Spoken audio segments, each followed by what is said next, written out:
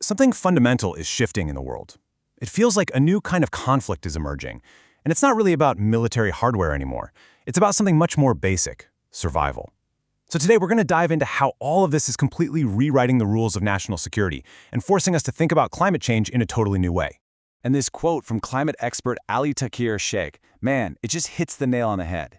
You know that line we used to draw between environmental problems over here and military conflicts way over there? Well, that line has been completely erased. The battlefield and our environment, they're merging into one. So here's the central idea we're exploring today. The analysis we're looking at focuses on a potential conflict involving the US, Israel, and Iran. And it argues that a war like that would do way more than just cause the destruction we'd expect.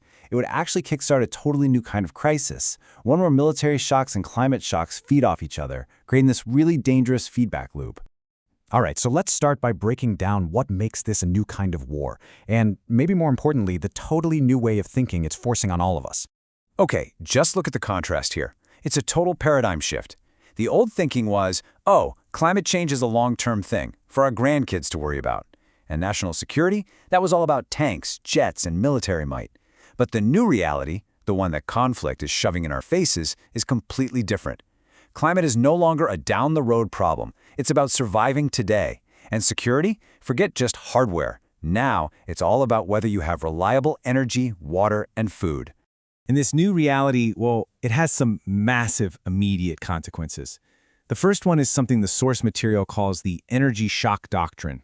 So, to get a handle on what this shock really means, you just have to look at one place, the Strait of Hormuz. If a conflict shuts down that critical shipping lane, we're talking about an instant cutoff of 20% of the world's liquefied natural gas and a full quarter of all seaborne oil. That's not a slow leak, it's a sudden, massive heart attack for the global energy supply. A shock like that would basically create a giant fork in the road for the world. On one path, you've got what's being called the global relapse. That's where soaring prices force a bunch of countries to panic and run right back to cheap, dirty fossil fuels. But the other path, that's the national revolution. For countries that have to import their energy, like Pakistan, a crisis like this actually makes renewables the only economically rational choice. It's not about the environment anymore. It's about pure economic survival. And get this isn't just some hypothetical idea. This was already happening in Pakistan. A huge, people-led solar boom was well underway. And this wasn't some government program pushed from the top down. Nope. It was a grassroots movement driven by ordinary people who were just sick and tired of insane energy costs and endless power outages. The economic impact of this movement is, well, it's just staggering. This solar boom saved Pakistan up to $12 billion in energy import costs. I mean, think about that. That is a game-changing amount of money for any country's economy. And it all came from this mix of individual people taking action and some really smart policy. And this is the really crucial point here. This whole revolution wasn't about Pakistan sitting around and waiting for international aid to show up. Not at all.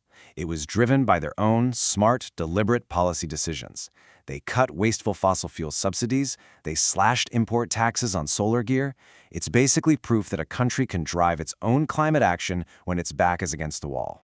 Okay, but the shock waves from this new reality, they don't just stop at energy. No. This new kind of conflict is spreading to our most basic resources, water and food. And they're not just collateral damage anymore, they're becoming actual weapons.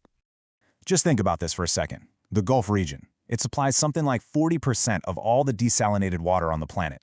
That makes the infrastructure there, those desalination plants, unbelievably important.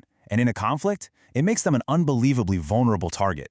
And this has led to a frankly terrifying new concept, militarized day zero. Look, this isn't just a drought caused by lack of rain. This is the deliberate weaponization of water.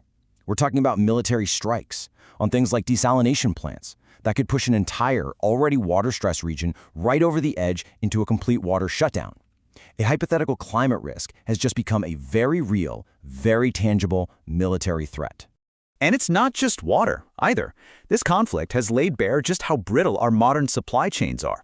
You know, the just-in-time system, where everything is designed for maximum efficiency? Well, that efficiency means there's zero room for error. There are no buffers. So when a blockade hits, the flow of essential goods, we're talking wheat, cooking oil, even critical medicines, can just stop, almost overnight. So what's the answer? Well, the proposed solution is something called the buffer doctrine, and it's a completely new way of looking at national security. It means you stop treating your reserves of food and medicine like some temporary handout. Instead, you treat them as permanent critical infrastructure, just like a bridge or a power plant. The idea is to keep 3 to 9 months' worth of these essentials on hand at all times. It's basically a national insurance policy against these kinds of shocks. So, okay, you're facing these cascading shocks to your energy, your water, your food. How does a country even begin to respond? Well, Pakistan's strategy is starting to look like a potential playbook for this brand new era of resilience. And this table just lays out the shift perfectly. In every single one of these critical areas, the strategy is the same. Move away from the old model of big, centralized, easy-to-target systems. The new model, it's all about being decentralized, distributed, and much more resilient. So instead of one giant power grid, you build a network of mini-grids.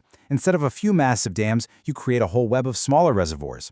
And instead of those just-in-time supply chains, you build that permanent buffer of essential goods. And here's the real kicker. This whole transformation, it doesn't have to depend on waiting around for those big international climate finance promises that, let's be honest, often don't show up. The source material argues that a country like Pakistan can actually fund this itself. How? By taking a hard look at its own public spending programs and redirecting money away from outdated, old-school infrastructure and into these new, resilient assets for survival. So Pakistan's playbook seems to offer a solid path toward national resilience. But what happens when every nation starts thinking this way? And that brings us to the big global dilemma here. It's a real double-edged sword, and it has massive consequences for our shared climate future. Which brings us to the billion-dollar question, right? Does tying climate action so closely to national security actually help us, or does it hurt us in the long run? I mean, on the one hand, there's this massive opportunity. When a country starts to see renewable energy as a national security issue, not just an environmental one, they build it out way, way faster. Let's face it, security budgets move a lot quicker than environmental ones. But on the other hand, the risk is huge. All that critical climate finance could get cannibalized by rising defense costs, with nations pouring cash into weapons instead of the clean energy transition. And the scale of that risk, it's just immense. We're talking about $5.6 trillion. That's how much the International Energy Agency says we need every single year for the global clean energy transition. Now, imagine if a big chunk of that money gets siphoned off into defense budgets. The countries that will suffer the most are the ones in the global south, the ones who are already the most vulnerable. They'll be left even more exposed. Which really just leaves us with this one final question to chew on. In a world where that line between the battlefield and the environment has all but vanished, maybe our whole definition of what it means to be powerful needs to change too. What if, in the 21st century, real strength isn't measured by the size of your military, but by the resilience of your society?